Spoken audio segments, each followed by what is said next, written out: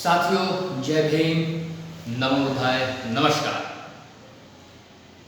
भारत एक ऐसा देश है जहां मनुष्य पैदा नहीं होता, जहां जैसे ही कोई व्यक्ति पैदा होता है, जन्म होता है, तो पैदा होते ही या तो हिंदू हो जाता है, या मुसलमान हो जाता है, या सिख हो जाता है, या जैन हो जाता है, या पारसी हो जाता है। किसी न किसी धर्म का वो हो जाता है। अगर इतनी ही बात होती तो बात कुछ और थी, लेकिन इतनी बात नहीं, बात इससे ज्यादा हो गई। हिंदुओं में हिंदू पैदा नहीं होते, हिंदुओं में जब बच्चे पैदा होते हैं तो पैदा होते ही वो तेली, तमोली, खटीक, धीमर, चूड़े, चमार, हीर, महार, लुहार, कुर्मी, बामन, ठाकुर, छत्र, ना जाने कितनी जातियों में ये हिंदू बट जाता है। तो मुझे ऐसा लगता है हिंदू नाम की चिड़िया कहीं पर नहीं होती। अगर कहीं कुछ है तो केवल और केवल ये जातियां ही हैं, और इन जातियों के आधार पर पूरा भारत चलता है। ये बड़ी कड़वी सी सच्चाई मुझे महसूस होती है। मैं एक बड़ी गंभीर चर्चा करने चाहता हूं कि जो हिंदू है, हिंदू दो हिस्सों में बटा हुआ है। एक सवर्ण है, एक अवर्ण है। एक सवर्ण है, दूसरा शूद्र है। बनिया, बामन, ठाकुर, ये या फिर हायरार्की में कहूं तो ब्राह्मण, क्षत्रिय, वैश्य, ये सवर्ण है, और बाकी जितने बच गए सब शूद्र हैं। याद रखिएगा, हिंदुओं की माइथोलॉजी के हिसाब से ब्राह्मण, क्षत्रिय और वैश्य, ये तीन लोग सवर्ण हैं जिनकी संख्या केवल 15% है, और बाकी 85% भारत में सारे शूद्र ही हैं। इतनी भारी संख्या होने के बावजूद भी आगरा में एक शूद्र महिला के मृत शरीर को शमशान घाट में दाह संस्कार के लिए नहीं उसको परमिशन दी गई। यह बड़ा दुख का विषय है। हजारों साल बीत गए हैं इस जातिवाद का दंश झेलते हुए, और ये कब तक चलेगा? ये इस वजह से नहीं चल रहा है कि ये सवर्ण ज्यादा समझदार है, ये इस वजह से ज्यादा चल रहा है कि शूद्र एकजुट नहीं है। शूद्रों को अपनी शक्ति का एहसास नहीं है। बड़े दुख के साथ इस घटना का वर्णन आपके सामने कर रहा हूं। आगरा की घटना है। एक व्यक्ति जिसका नाम है राहुल बजनानिया, शूद्र है।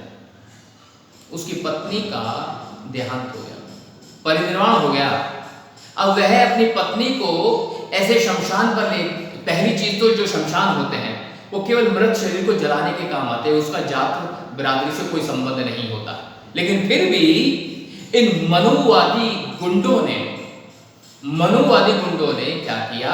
शमशान पर उस मृत शरीर को ले जाया गया, चिता लगा दी गई है, लकड़ी लगा दी गई है, संस्कार होने शुरू हो रहे हैं, लेकिन तभी 200 मनुवादी गुंडे, 200 goons और ब्लडी मनुवादी, ये मनुवादी गूंस वहां पहुंचे, 200 की संख्या में पहुंचे, और उन्होंने राहुल को पहले मानसिक रूप से प्रताड़ित किया, उसके ऊपर दबाव बनाया कि तुम किसी भी सूरत में, किसी भी हाल में यहां अपनी पत्नी का अंतिम संस्कार नहीं कर सकते। आप सोच के देखिए, वो शोकाकुल परिवार, जिस परिवार में पहले से ही दुख व्याप्त था, उस दुख व्याप्त परिवार के मुखिया राहुल बजनानिया ने हाथ जोड़ करके उन लोगों से निवेदन किया कि मुझे मेरी पत्नी का अंतिम संस्कार करने दिया जाए। मजे की बात तो तब हुई, उन्होंने तो मना किया ही किया, लेकिन जब पुलिस बुलाई गई तो पुलिस ने भी राहुल बजनानिया की मदद नहीं की, राहुल की मदद नहीं की। और फिर परिणाम यह हुआ कि राहुल बजनानिया को मजबूरन वहां से वो सारी लकड़ियां उठानी पड़ी, गोबर के उपले उठाने पड़े, और उस मृत शरीर को उठाना पड़ा, और एक गाड़ी में डाल करके ले गए। वहां से 4 किलोमीटर दूर जाकर के उसने अपनी पत्नी का दाह संस्कार किया। साथियों, क्या एक दुख का विषय नहीं है? बड़ा दुख का विषय है। लेकिन मैं बड़े ही अध्ययन करता हूं तो पता चलता दुख होता है। अब मैं जो कहने जा रहा हूं, हो सकता है आपको बात बुरी लगे, पर लगे तो लगे यार, मुझे बात कहनी है। सपोज करो आपके घर पर एक कुत्ता आया, आपने उस कुत्ते को भगा दिया। कुत्ता फिर आया, आपने उस कुत्ते को भगा दिया। कुत्ता तीसरी बार फिर आया, आपने उस कुत्ते को फिर भगा दिया। कुत्ता 10 बार आया, आपने 10 बार भगा दिया। तो मेरा दावा है कि वो कुत्ता 11वीं बार आपके दरवाजे पे बिल्कुल भी नहीं आएगा, किसी सूरत में नहीं आएगा। अगर आ गया तो 11, 12, 13, 14, 15वीं बार नहीं आएगा। लेकिन एक वक्त ऐसा आएगा कि कुत्ता आपके दरवाजे पर आना बंद कर देगा। लेकिन ये शूद्र ऐसे लोग हैं जो हजारों सालों से उन्हीं की चौखट पे नाक रगड़ते हैं, जिस चौखट पर इन्हें लात मिलती है, दुत्कार मिलती है, अपमान मिलता है और स्वाभिमान को ठेस पहुंचाई जाती है। उसके बावजूद भी इनका स्वाभिमान नहीं जागता। कुत्ते का स्वाभिमान जाग गया, आपका कब जागेगा? हजारों साल बीत गए, अब तो ठोकर मारनी चाहिए थी ना इसी व्यवस्था को, मारेंगे ठोकर। लेकिन दुख है कि ये जो शूद्र समाज है ये बिखरा हुआ है। ये तो शूद्र ही अपने आप को बनिया बामन ठाकुर से कम नहीं समझता, शूद्र ही शूद्र पे अत्याचार कर रहा होता है। क्या जाट गुजर शूद्र नहीं है? क्या इन्होंने जाट गुजर होने के नाते तेली तमोली और चमारों पर अत्याचार नहीं किए? मैं ये कह रहा हूं अब जो हो गया उसे भूल जाओ। सारे शूद्रों को एकजुट होना ही पड़ेगा और कोई रास्ता नहीं है। अन्यथा याद रखिएगा, पूरे देश में केवल और केवल सवर्णों का ही राज होगा। आप देखो ना, अयोध्या मंदिर निर्माण करने के लिए इन्होंने समिति बनाई है। एक आदमी बताओ जो शूद्र हो, जो 85% समाज से हो, सारे के सारे सवर्ण भरे इन लोगों ने। ये क्या दुख का विषय नहीं?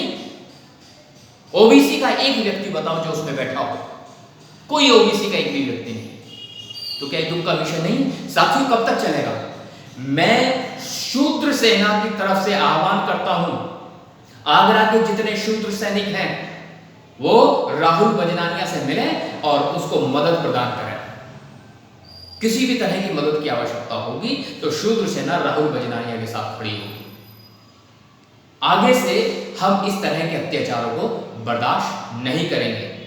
और सुन लें वो चंद 15% वाले लोग, अब ये अत्याचार ज्यादा दिन नहीं चलेगा।